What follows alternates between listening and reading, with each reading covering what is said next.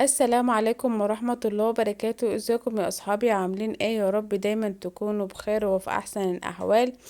النهاردة بقى دي طريقتي في العمايل الورق العنب. طبعا جبت معلقة كمون، وجبت ليمونتين كده وشقتهم ليمونة نصين.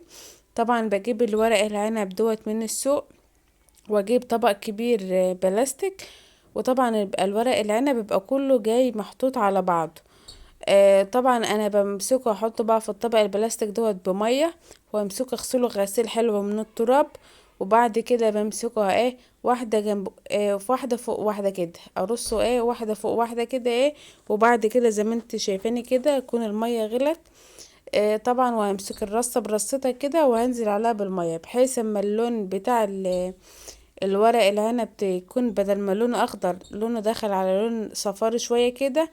بمسكه طبعا احطه في بولة فيها مية ساقعة، وبعد كده مية مش مية ساقعة من التلاجة، لأ مية ساقعة من الحنفية. وامسكه ارصه على الصينية واحدة جنب واحدة، الرصة برصتها كده. طبعا لما يبرد خالص اسيبه لما يبرد. بعد كده عايزة ان انت تعينيه في الفريزر بتعينيه عادي، عايزة ان انت تحشيه على طول تحشيه. طبعا انا كنت هحشيه على طول. فطبعا بقى انا مسكته. طبعا انتوا عارفين طبعا خلطة المحشي بتبقى اي نوع خلطة محشي، عايزة مثلا تحط فيها لحمة مفرومة عادي، عايزة تعملها اللي هي خلطة بالرز بالشبت الحاجات ديت بالصلصة عادي زي ما انت تحبي بقى. طبعا بقى وهسيبه يبرد وهحشيه بقى على طول.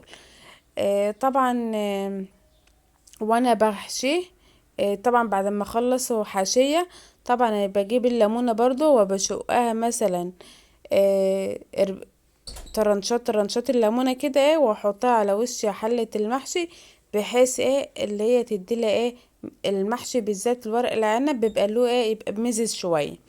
عايزه اقولك اللي مشتركش معايا في القناه يشترك معايا وتفعلوا الجرس عشان يوصلوا كل جديد، وشجعوني يا حبايب قلبي بلايكاتكم الحلوه الجميله.